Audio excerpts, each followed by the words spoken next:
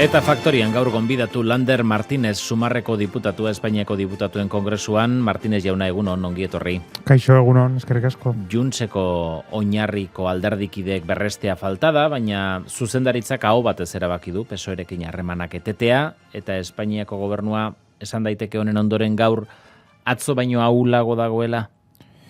Bero, guk uste dugu irakurtzean zein izan den Juntsen erabakia, ez dagoela ezberdintasun handirik legealdia orain arte izan denarekin. Alde batetik bloke berberak jarraitzen dutelako Espainiako kongresuan, ez? Batzuk, atzera jo nahi dutenak eta beste batzuk aurrera jo nahi dugunak, eta hor Juntsek aukeratu behar du, ze blokean egon nahi duen. Eta baita ere, gogora dezagun adibidez, apurtu ez zuen Juntsonek jada adibidez Sumarren lanaldiaren murrizketaren aurka bozka egin zuela duela hilabete batzuk. Beraz, hau ez da berria guretzat. Horrek ez du esan nahi, jarraitu behar dugula lanean eta borrokan lege guztiak aurrera eramateko, Juntsekin negoziatzeko, noski ere, beraiek nahi dutenean, eta gehiengoak indartzeko kongresuan. Nola nahi ere, orain arte argi dago, Juntsek ez erreztiola Espainiako gobernuari oparitu, baina orain Juntsek bere burua investidura bloke horretatik kanpo kokatzea, eta oposizioan kokatzeak ez du neurri batean agerikoago egiten gobernuaren ezina. Hori ikusi barko dugu hemendik aurrera. Ze momentu honetan bakarrik ikusi dugu, Juntsek nola esplizitu egin duen aukera bat, baina ez dakigu noraino helduko den, ez duten ezer negoziatuko edo ez duten parte hartuko edozein kongresuko prozesuan, ez? Hala ere, baita ere, beraientzate argi izan behar da gauza bat, eta nik uste gure bozera maila Gatxorrez Urtasunek oso ondo argi esan zuela. Juntsek eskatzen dituen gauzak bakarrik egin daitezke investidura gehiengo honekin. Ez dago edo esen egongo amnistia edo amnistiari bultzada PP eta Voxekin, ez da egongo Europan katalana eta euskera PP eta Voxekin, eta orduan beraiek leporatzen dizkioten akordioak Alderdi Sozialistari aurrera eramateko bakarrik gobernu honekin eraman daitezke aurrera. Kontua da, aipatu dituzun horiek, ez direla lortu edo erdizka lortu direla, ez da? Europako erakundeetan katalanak eta euskarak bide batez jarraitzen dute ofizial izan gabe, eta ez da aurre ikusten epe laburrean hori lortu daitekenik, eta amnistia kasu batzutan aplikatu da, baina Puigdemontek kanpoan jarraitzen du, Espainiar estatura etorri ezin da, etorri ezkero atxilotu egingo luketelako, ez da? Ez dakit, Sánchezek bete zezakeena baino gehiago agindu ote dion Juntsi, eta horrek neurri batean eragiten ote duen baita ere Junts momentuntan atxekabetuta egotea.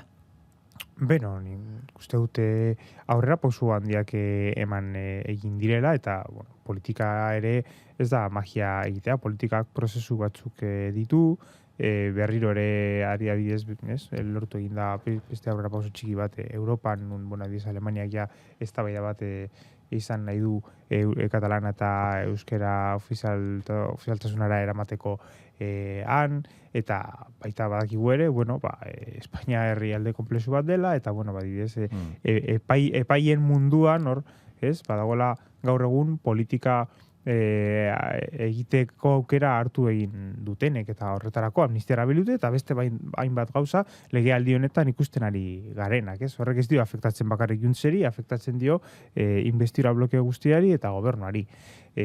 Baina nik uste dute borondate politikoa eta ahal eman diren pausu guztiak eman egin direla akordio horiek betetzeko. Batzutan behar bada Alderdi Sozialistak bultzada batzuk behar ditu, horretarako ere gaude horretarako ere gaude Sumar gobernuan, egia da, kostatzen zaiela batzuetan, egiten dituzten akordioak eta promesak aurrera eramatea behar ditugun abiaduretan, ez? Baina baita ere hor gure lana dago berak bultzatzeko. Nabardura bat garrantzitsua da, atzo Puigdemontek esan zuelako oposizioan kokatzen duela burua, baina harremanaketen PSOErekin etengo dituela. Horrek esan nahi du, Sumarrekin ezetz, eta zuek izan zaitezketela agian zubilana egiteko bitartekari egokia? Bueno, bai, hori ikusteke dago, zubilana askotan egin dugu egin genuen hasieratik, gu batu egin ginen, elkartu egin ginen Puigdemontik lehenengo momentutik, hauteskundeak izan eta eta gero, eta hor egonda gure lana ere, hainbat neurri aurrera eramateko. Baina egia da, oraindik ere, bakarrik jaso dugula informazio parte bat, bilerako ondorioak, eta prentsaurreko bat, nun galderak ez ziren egon. Baina egia da, guk beti harremanak mantendu egin ditugula, eta horrek lagundu izan duela akordiotara heltzeko. Saiatuko zarete azalpen gehiago eskatzen Juntzi, euren erabakiaren inguruan? Nik uste dute beraiek emango dituztela, ez? Pasaik egun bat pasada eta orain baita ere agenda mediatikoak ikusita seguru azalpen asko izango ditugula, eta baita ere, guk errespetu tratatu behar ditugu Juntzen denborak eta Juntzen erabakiak. Gobernuan zaudeten alderdi beraz diozue gauza askorik ez dela aldatu, orain arte ere Juntzek ez dituela gauzak erraz jarri, pentsatzekoa zen bezala, alderdi popularrak baliatu du Juntzen erabakia Sánchezen gobernuaren ahuldadea agerian usteko, eta Pepek Sánchezi jarri nahi dio aurrean Extremadurako ispilua, alegia Maria Guardiolaren adibidea jarraitu beharko lukela, eta ezin dituenean aurrekonteak aurrera atera, eta ezin duenean gehiengorik lortu kongresuan, hauteskundea deitu beharko lituzkeela. Hauteskundeak erabat baztartzekoak dira momentu honetan, legealdia esan den bezala amaierara arte iritsiko da, edo egoeraren ondoren zerbait aldatuko da. Esan dudan bezala, momentu honetan legealdia jarraitzeko borondate osoa dago, eta aldaketa sakonarik ez da egon. Guk izan, dramatzagu 2 urte negoziatzen Juntzekin, hitzez hitz lege guztiak eta ez beti arrakastarekin. Askotan kontrako bozkak izan ditugu.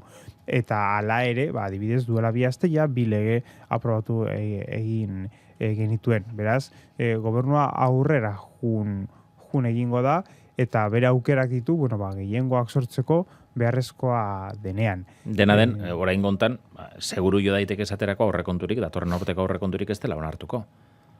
Momentu honetan hori da Puigdemontek esaten duena, ia da oraindik ere aurrekontuen proposamena eltzetik urrun badagoela edo bazegoela, ez?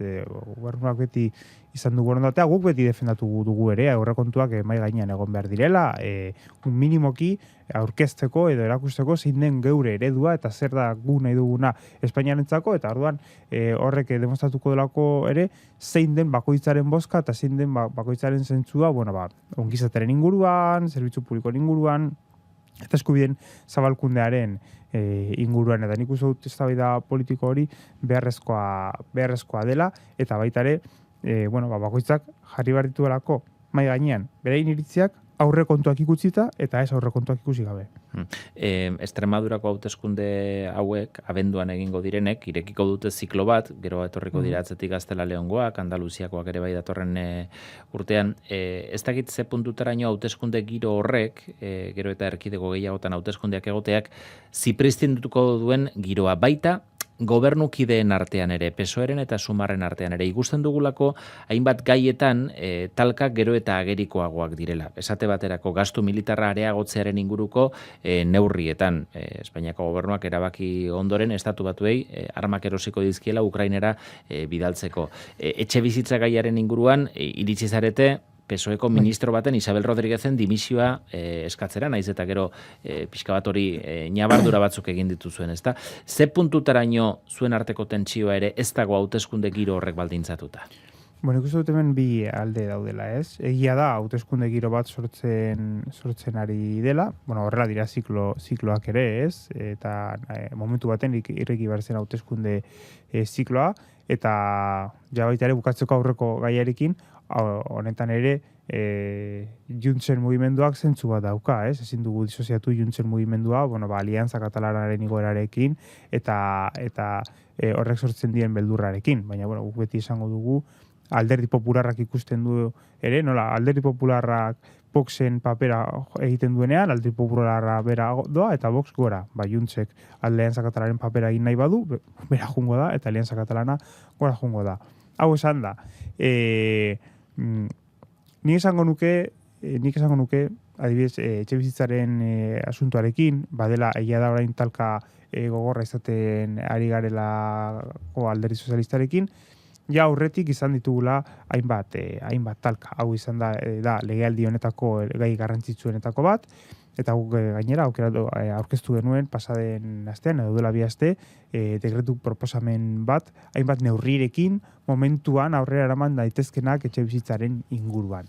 Eta horrelako proposamenei erantzuna ematen ez zaionean, edo erantzun oso motza ematen zaionean, normala da ere, naiz eta gobernukideak izan, guk azarretzea eta geure proposamenak berriro mahai gainean jartzea insistentziarekin eta indarrarekin, etxebizitza delako momentu honetan jendeak gehien kezkatzen duen arazoa.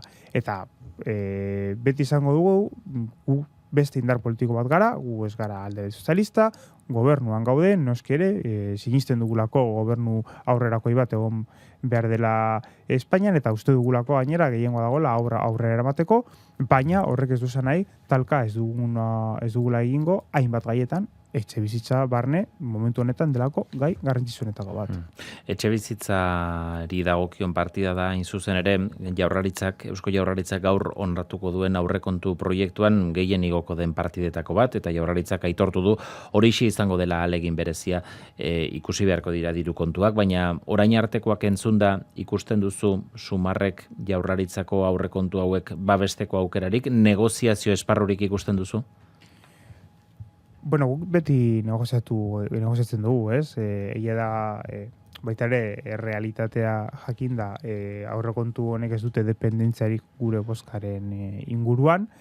Gaur aurkeztu egin dira, aurkeztu egingo dira momentu honetan, ez? Uste dute goiz honetan entregatuko direla. Bai. Eta orduan, oraindik ez du aukerarik izan sakonean aztertzeko, baina egia da jakinda urte batetik bestera ez direla asko aldatzen aurrekontuak, gobernu berdin baten aurrekontuak, eta zintzuk izan ziren pasaden urtetako aurrekontuak, segurunik hainbat ezberdintasun, hainbat diferentzia izango ditugula aurkeztutako aurrekontuekin.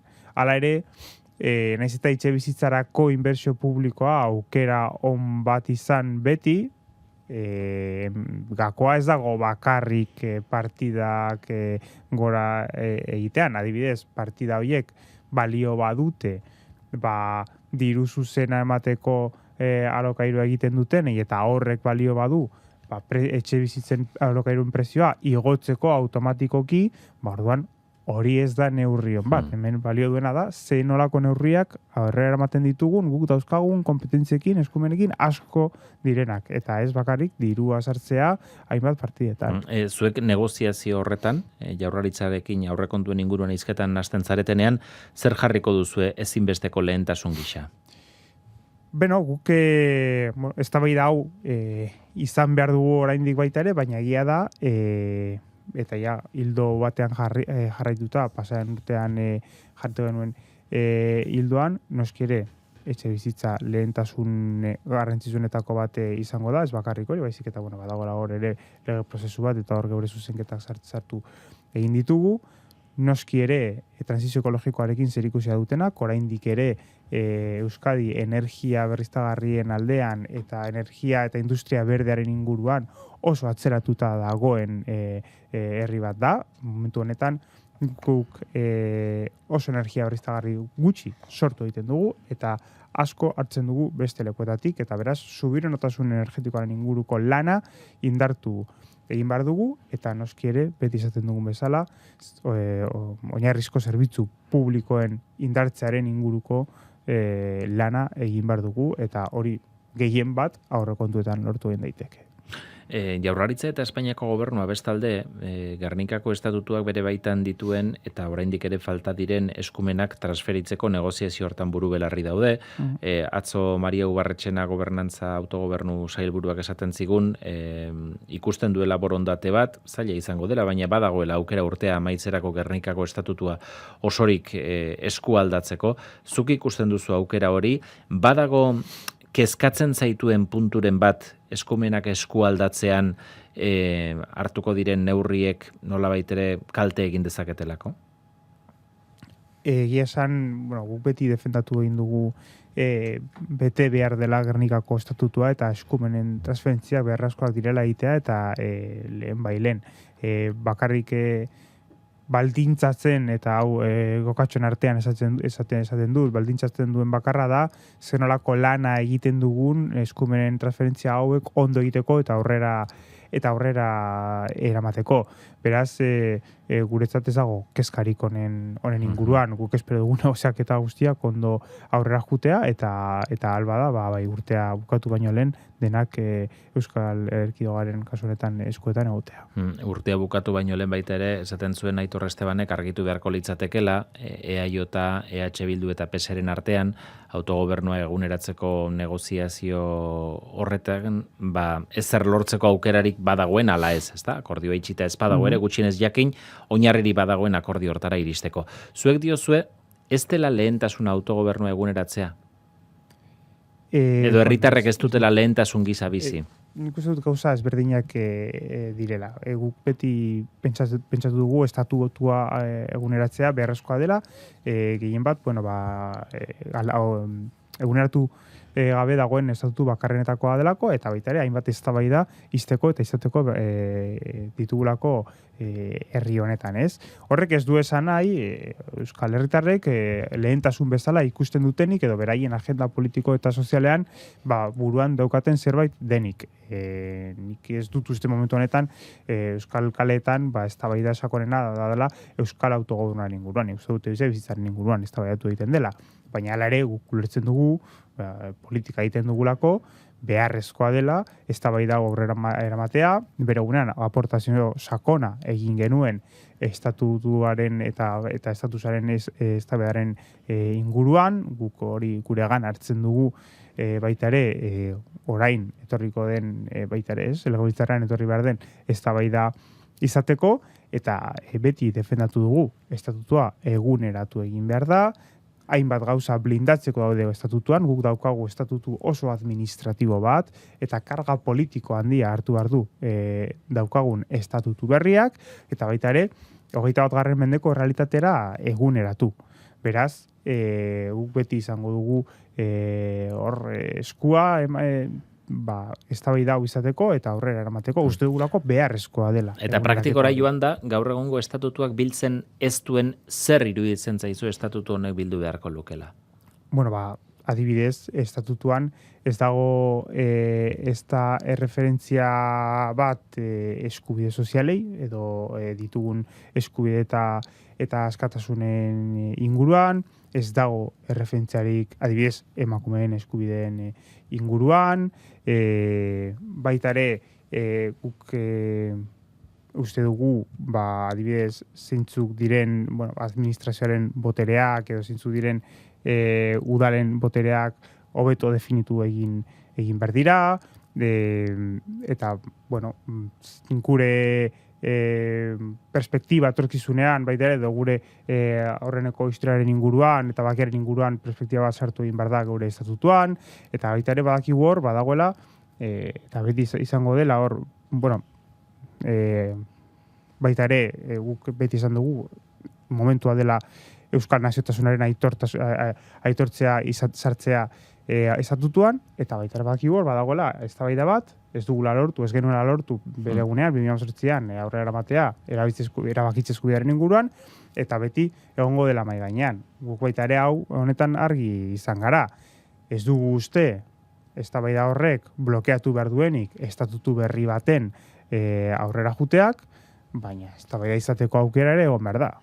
Beraz, erabakitzeko eskubidearen iruditzen zaizu bildu beharko lukela, baina horrek testuaren inguruko adostasun zabal bat blokeatuko balu, alboratzeko ere prezeundekete? Guk uste dugu seguruenik hoberena dela beste eztabaida paralelo bat izatea, ze badakigu badaudela postura batzuk adostasuna ez dutela lortuko momentu honetan horrelako zerbait estatutu batean sartzeko. Eta estatutuaren eguneraketa beharrezkoa da esan ditudan beste gauza guzti horiek direla eta.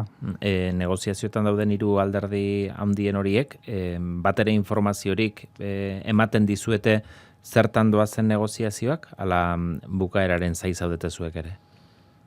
Bueno, baditugu kontaktu txiki batzuk, baina egia esan baita ere pizkate itxaruten ari gara, ikusteko zenolako emaitzarik heltzen bada, guk ez daukagu ziurtasunarik, emaitza helduko denarik, eztabaida horien bukaeran.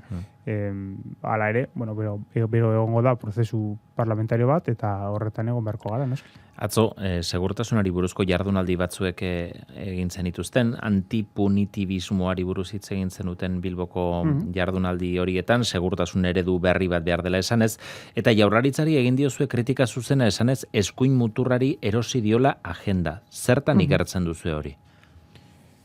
Bueno, guk ikertzen dugu, uste dugulako, ez bakarrik Eusko Jaurlaritzak, baita ere Eusko Alderdi Jeltzaleak, beraien alkateak, bueno, segurtasun inguruko diskurtsoak sortzen ari direla, eta horiek ardatz batzuk, bueno, gurik eskatzen dizkiguten ardatz batzuk erabiltzen dituztelako, ez? Lehenengoa, segurtasuna beti zigorraren aldetik ikusten dutelako. Eta horretan dago guri punitibismoari egiten dugun kritika bat, ez? Horretan esan nahi dut, el que la hace la paga eta horrelakoak jartzen direnagan mai gainean. Beste alde batetik ikusten dugulako beldurra mai gainean jartzen dela bestean kalean gertatzen diren inguruko errealitaten pertzepzioen inguruko beldurra sortzen ari direla erakundeetatik, eta guk uste dugu ez dagoelako abordaje integral bat, normalak diren beldurrak hartuta, zenolako segurtasun neurriak hartuko ditugun, zenolako neurri sozialak hartuko ditugun. Zergatik badaude zerbitzu publiko batzuk momentu honetan ez dutena funtzionatzen, eta horrek beharra ekartzen du poliziaren interbentzioak egoteko zerbitzu sozialek interbentzioa egin beharko zuten lekuetan. Zer sartzen dugu segurtasun arazoen inguruan? Hau da, manteroak kalean egotea segurtasun arazo bat da, edo arazo sozial bat da. Guretzat arazo sozial bat da, ez? Jende beharrak dituen jendea dagoelako, eta ez segurtasun arazo bat poliziaren interbentzioak egoteko. Hortik hartuta, guk baita ere daukagu argi, ezkerrak eraiki egin behar duela, segurtasunaren inguruko diskurtso bat, jendearen beldurrak beregan hartzen dituenak. Eta hori saiatu ginen ere atzo azaltzen. Jaurlaritzak EH Bildu berezala zuei ere sumarri egotzi dizue, Gasteizen izan ziren liskarretan ertzaintzaren kontra jo zuten gaztei babesa ematea. Jaurlaritza dio badagoela askoren partetik, gazte askoren partetik ertzaintzaren aurkako jarrera bat. Zuk esango zenuke lehen etzegoen jarrera bat somatu duzula? Bueno, nik uste dut hori exagerazio gutza dela, danok bizi gara geure herri eta hirietan, eta danok irakurtze ditugu zintzuk diren inkesten datuak, eta danok dakigu zen den Euskal Herritarrek duen pertzepzioa ertzainaren inguruan, eta badakigu gehien bat pertzepzio ona dela. Baina, baita ere ulertu behar da, momentu batzuetan, istiluak sortzen direnean, badaudela, pertsona batzuk, intentsitatea asko egiten dutela istilu hauetan. Eta horrek ez du esan nahi, ertzaintzak eskubidea duenik, gehiagizko indarra erabiltzeko. Ertzaintza izan behar da, kontrola gehien izan behar duen entitatea, como polizia delako, eta indarraren monopolioa duelako. Eta horretarako beste ebaluazio bat dago. Zenolako segurtasuna ematen du eta zenolako segurtasun egoera jartzen du mai gainean, fasista batzuk Gasteizko erdialdean manifestatzeak. Manifestatzeko eskubidea badute, baina badute beste hainbat leku manifestatzeko hirian, eta ez, hiriaren erdialdean, badakigu ziurtasunez, hau ikusi dugu hamarkadetan, ez segurtasun arazo bat sortu egingo dela. Lander Martínez, Sumarreko diputatuen kongresuan. Eskerrik asko gaur Euskadi Irratira etortzeagatik. Eskerrik asko zuei.